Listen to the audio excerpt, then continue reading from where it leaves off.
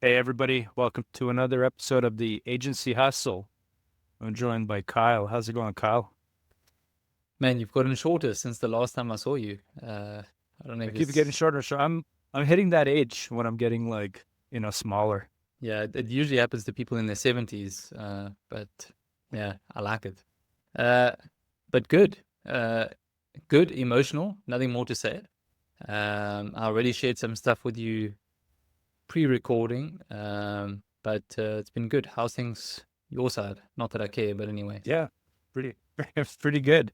Pretty good. Can't complain. Yeah, we didn't record one of these in a while, so I thankfully, yes. I definitely didn't miss it. But here we are. Yeah, Let's yeah. get it over with. The one thing that I noticed, like the moment you joined, I was like, no, this can't be Nat. He can't look this old already since the last time I saw him. Hey, it's not. I'm not getting any younger. Neither are you, buddy. I like it. I Pretty like it. soon, Pretty soon you'll be just as old as me if you're lucky. Yeah, probably in about 80 years. I know what you mean. But so what are we talking about? Nice. Today we're going to talk about a couple of strategies for finding new freelancing and agency clients. So last time in our last episode we touched on finding your first clients, and then we talked about like all of these different strategies. There's quite a few obviously that you can pursue. A couple that have been interesting that have worked really well for us have been SEO and Google Ads or Meta Ads. And we wanted to dive into those a little bit. I think they're both very viable. And we wanted to kind of dig into those two strategies. So SEO Yeah, and paid marketing. I like it. I like it. Are we also gonna discuss like other things like maybe like radio ads, magazine ads, like those types of things, or is it not worth it? I don't have much experience to be honest with you with those. Do you?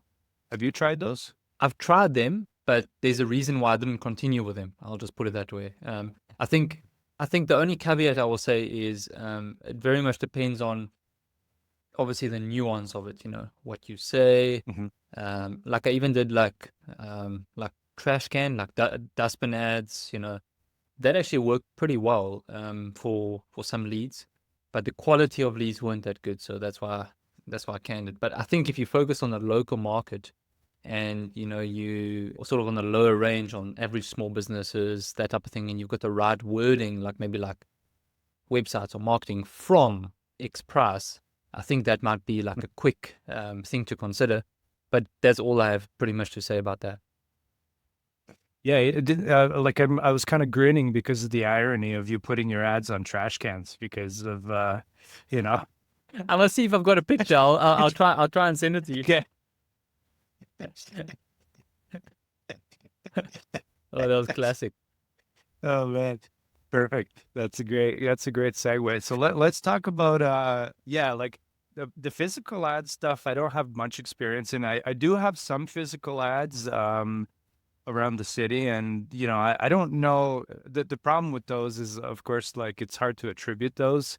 Somebody sees your ad and like finds your company name, they can Google it and you get some more brand recognition, which is great. But Mm. sometimes it's hard to attribute that. So I do have a couple. I know I've gotten a couple of leads from those physical ads in the past because they've mentioned that they saw my ad somewhere. So I'm sure, they are effective. It's just, Mm. I find, for us, the SEO and the paid ads work a little bit better. So Cool. Yeah, let's get into it. yeah, let's So, jump into those. So, what do so you want to let's chat talk about about, let's first? talk about, uh, let's talk about SEO first, Hmm. and then we can talk about paid a little bit. I know you have a lot of experience in SEO as well. I would say, for us, it's still probably the primary strategy for acquiring new clients. And, we started doing SEO probably 5 or 6 years ago, I want to say. And before that, we relied on a lot on sort of like outreach and on referrals. Once I started doing a little bit more SEO, like everything changed because I was all of a sudden able to, just get people coming in from Google looking for certain services and stuff in my city. and coming in organically through the website. So it's been a game changer for sure. I would say it's a long road. It takes a lot of effort to Mm. start ranking organically on search engines. So, and there's a lot of strategies, obviously, on how you can do that. I don't know if we'll have time to go into all of those, but definitely a sound strategy, but very hard to get going and very hard to get traction. It takes a long time to start Mm. ranking organically especially for a business like this. So for a web development Yeah. business where you're competing against other web development agencies who also know SEO and who are also using SEO in order to rank for the same services, it's very tough to outrank some of those competitors or other companies in your niche if you're trying to do SEO. So that's Mm. just kind of in a nutshell my experience. How about you? Yeah, What do you think that's about SEO? that. I think you nailed it in terms of like intro, because uh, expectation, right? Like a lot of people have this expectation of like, I'm doing SEO, and they check it like a month or two later, and it's like, man, it's not working. Let me move on to something else. So, um, also like a level deep onto that. So I always use the example, and it applies from SEO and Google Ads or anything. Car insurance quotes versus florist near me. Guess one's going to be more harder to rank for, you know. So there's there's some nuance to the searches and popularity, and also competitiveness, you know. But just in general, I would start it off, at least from my side, to say I really like SEO. So it's I think we've both been busy with it for like a long time doing it. I've also been doing it for own businesses and stuff, excluding like agency stuff. But if I can condense SEO into like why I really like it, two reasons. Number one, it's for your own business to grow, like your own agency or any other potential businesses that you have. And the other cool one is it's a very good service to offer for clients. So it's a double whammy, it's like a win-win.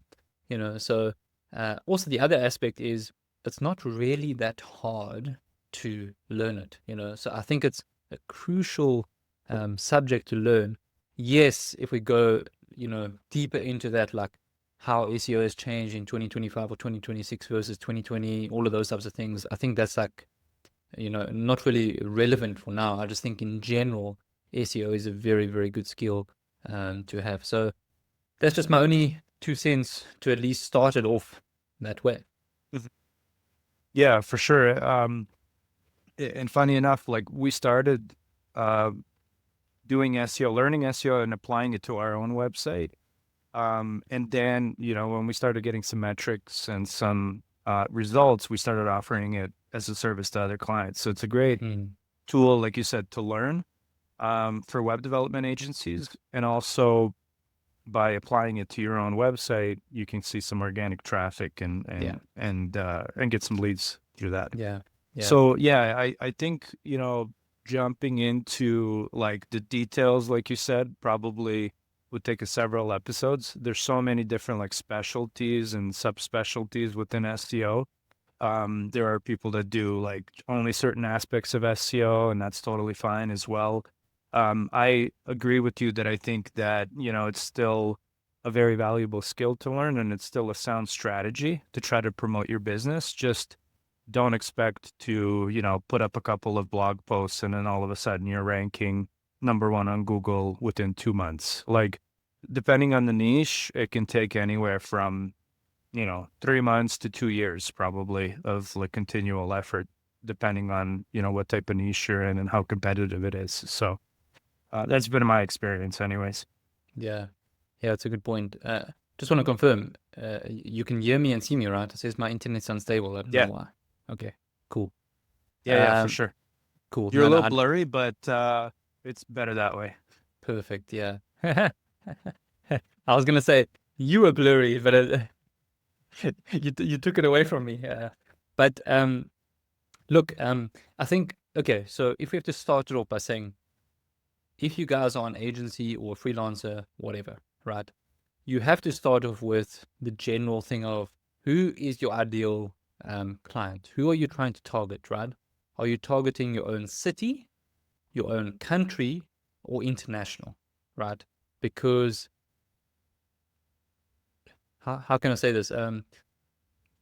SEO applies to all of them, but it's slightly different strategies for each one, right? Local is a very different strategy to international, but there's some crossover. Um, so I think if we have to maybe generalize it without going too technical, let's say you're an agency owner, Nat, and you're walking right from the start. You're a newbie, you're creating a new one. How would you go about to ranking in, let's say in America? Let's say your target clients are in America only. We just can use this as an example for now. Um, what would you do? Here's your new website. Like, where would you start? Yeah, great question.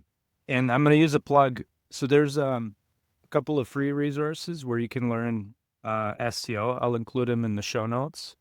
I also have a course on SEO that talks about these fundamentals and goes into detail of how to set this up. Rather But use YouTube. basically, It's not worth it, guys. Trust me. No, joking. It's actually good.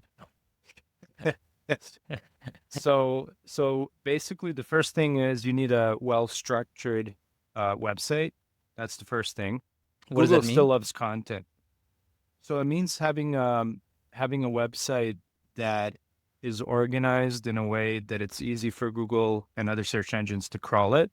And so that you have a good structure in place, meaning you have all of the pages, you have your home page, you have an about page, you have a contact page, you have services that you provide, you have an articles section. So you have all of that structured and laid out in a way that's easy to navigate for users and for search engine bots in order to crawl the website. Um, what a lot of people make a mistake on is having like a one-page sort of lander website, and it's like everything's on one page, and the clients can find stuff easily, and it's good. That's fine for certain types of projects. If you're trying to rank on Google, it's going to be impossible with a one-pager website to rank on Google for competitive keywords. So you need that structure. That's the first thing. Obviously, UX is important, website speed, all that stuff is, should be sort of fundamental. So the fundamental thing is you need a good quality website. And then the second two things are you need content and you need backlinks. So you need backlinks in order to increase your domain authority and the authority of the website. The more high quality backlinks you have, the better. Easier time you're going to have outranking your competitors. And the third thing, like I mentioned, is the content. And the content is really where you can sort of tweak things, like you said, for targeting either a location, national, local, or a particular service. And that's where you can make some gains in terms of like quick gains when it comes to SEO. So you can, instead of going too broad, like web design Canada, or web design Calgary, whatever, that's going to be very high search volume, but it's going to be very competitive as well. What you can do instead is, WordPress website maintenance Calgary, or, something very specific that's called like a long tail keyword that isn't as difficult to rank for. So it's not going to have as much search volume, but it's going to be easier for you to rank on Google for those types of keywords. So when you're first starting out, you need a good website. You need that type of content that's a little bit more long tail, that's not as competitive, and you need links. So links, there's a bunch of strategies on how to get backlinks, but um, you know, uh, it's too complex probably to go into detail right now on how to procure those. But those would be the three sort of fundamental things that I would do if I was getting started today, basically with SEO. What do you Nice. think about that? Anything you Yeah. would add? No, I just made some notes on what you Taking said. notes? It Take was so notes? good. You should be taking notes. Um, yeah, that was I think that was good. In terms of like an intro and a very good I would say overview, especially as from like a beginner point of view. The only thing I would just add to that, based on like the levels deep, right? So when it comes to links, let's just say what you should not do first. You should not buy links. In other words, you should not buy these packages of like 100 links or for 500 Mhm. links or whatever. Just don't do that. One of the best methods I've learned for outreach on link building, it's from Brian Dean from Backlinko. It's called the 404 broken link building method. And very short, how it works is you would use a tool like Ahrefs, or there's so many different SEO tools that you can find online, like broken links and whatever, broken link check or whatever. You'll type in a website, look at maybe a blog article, or look at a link that links to, let's say, a competitor or someone in your particular field. If it's a broken link, then you pitch them and you be like, hey, I noticed you linked to this link. I see it's a broken link. And then you would basically try and pitch yourself to be like, here's a resource that I have on that topic. If you find it interesting, maybe you can link this. I'm just paraphrasing, but that's sort of the approach that you want to go on the link building. It works really well. Takes time, but it really works well, especially if you want some very good links. Then the other aspect that I just want to mention, adding on to Nat's surprisingly good advice, is when it comes to pages or services, you need a dedicated page and a dedicated URL per service. So let's say, for example, whoa, I think I'm disconnected. Can you hear me now? No, I can. Yeah. I can still hear you. Can still see you. Okay, great. I can't see you. I'm so grateful. I'm going to carry on. Okay, so uh, let's use an example, right? So Nat mentioned a very, very good one, like WordPress maintenance, Calgary or something like that. And I think that's great because that's like location based, but also specific service based. So in your URL, it's very important how you structure it. You've got your page title, your H1s, your H2s. One simple one that I see a lot of people don't do, and I find it so stupid, is you need a few images, right? Or icons or something. Don't just add random names to it, like file one or whatever. Rename the images to your specific terms that you want to rank for, similar terms that you want to rank for, as well as your alt images, your alt name images. It might be a little bit technical for people who don't know SEO, but it's actually really basic stuff. So that structuring is really important. I've created so many websites, like in e-commerce space, in different fields, where it was like they didn't have links, but they were just a very good site structure that Nat mentioned, crawlability and everything. But from a technical point of view, just has the basics really well. It's amazing how many websites, blog articles, service pages, and everything, they just tick half the boxes. But it's actually not that hard to get it to like 90% really solid from a technical SEO point of view. I do want to preface it by saying, so Nat has a course on this, on the SEO stuff, but you can also, if you just want to do a quick Google search on like a basics, you can just say like on-page SEO, like learn on-page SEO, and then that'll at least give you a quick little overview of like some nuggets that you can take away on that. So yeah, that's what I'll say about that, Nat. Yeah, no, that's perfect. And yeah, the like you said, the technical SEO stuff is very fascinating, and it can make a big difference. And those tools that you mentioned, like Ahrefs, SEMrush, they all have a free plan as well. And you can go in, create a free plan, put in your website URL, and it'll give you a bunch of recommendations of what you can fix from an SEO perspective. So all those things, like you said, alt image tags, broken links, like it'll identify all those issues, and then you can go in and fix them basically and get a better SEO result. So anyways, SEO, great strategy. I think we've kind of given a really good overview of it. Cool. Obviously, it's a huge topic. We could spend several episodes on it. If people are interested to find out more, we could. But let's move on to Google Ads or Meta Ads. We've been doing a lot of ads lately for clients. They're a great way to get results quickly. So what we're doing for SEO clients recently has been sort of a two-pronged approach, especially for new websites, where if they want to get some traffic quickly, while we're doing the organic SEO, which takes a little bit of time, we'll launch an ad campaign, and then we'll kind of run those two in parallel and, Mm. get some immediate traffic from the Google ads while the organic stuff kind of catches up. Mm. Google Ads, I'm a big fan of just because it's a great lever and you can scale it up or down very easily and very Yeah. quickly. You can start getting several thousand, visits to your website, in a couple of days, basically. And then you can use it as a lever. You can Mm. turn the ad sort of budget up or down depending on your needs. And it's a great sort of approach to take for, especially for new websites. Yeah. I know it's a little bit harder for probably new people to have the budgets and stuff to run Google Mm. Ads, but you don't need a huge budget to get going with Google Ads. Actually, even with a couple $100 a month, you Yeah. can get some good quality clicks, good quality leads to the website. So I'm a big fan. Yeah. What's your experience been with the ads? Do you have any Yeah. examples or? Yeah. I think much like the SEO, it's a very good service to offer clients as well. Mhm. Um, I would say over the years it's become a lot more interesting in terms of how it works, the different ad types, all of these types of things. Because Google Ads makes it very easy for someone to create ads if they're a newbie they sort of want to be like, give us your money, trust us to do the rest, which is debatable.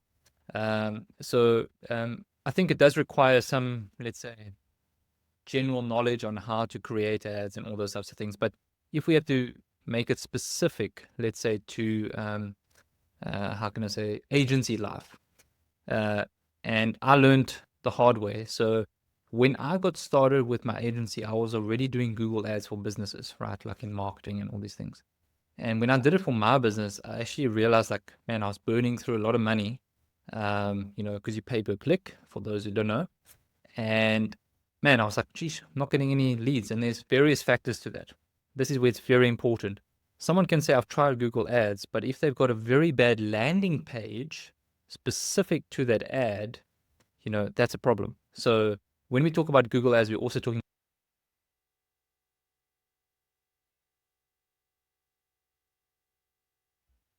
One thing that really helped for me was to say the price. So let's say I'm offering SEO or websites or whatever. In this case, I niched it down. So let's say someone typed in Google Ads for dentists or SEO for dentists or whatever, niche I was in at the time.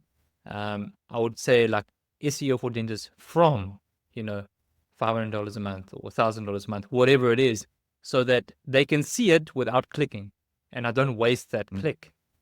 So that's one thing that saved me money, and not only saved me money, but got better leads, quality leads that was almost essentially pre-vetted, so that they knew that they were getting into before I sent them, the price or had a call with them, all those sorts of things. So I would say that worked really, really well for me. On the Facebook side of things, that has not been something that has worked well for me in terms of um, getting good leads.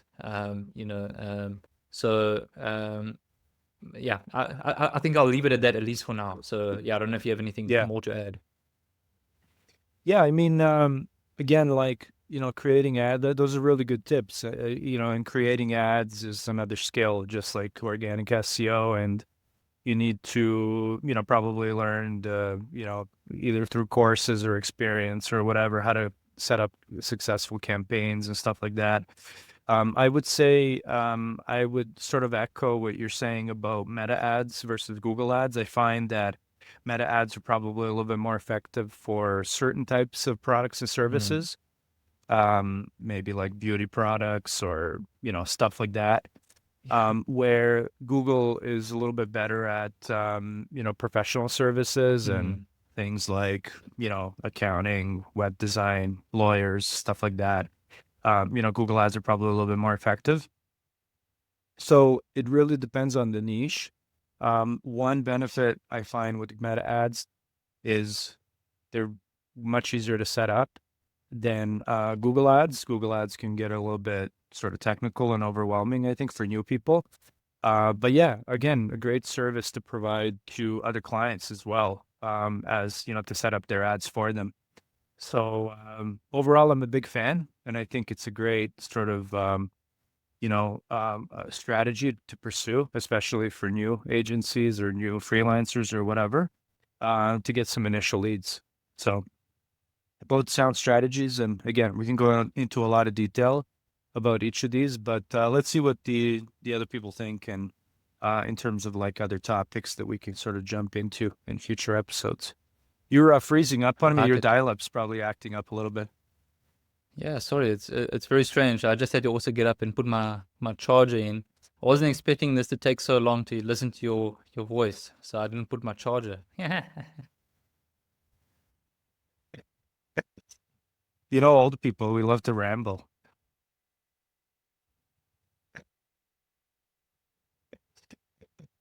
Hey, this is great. Let me, That you wanted to say for like ads or SEO or anything.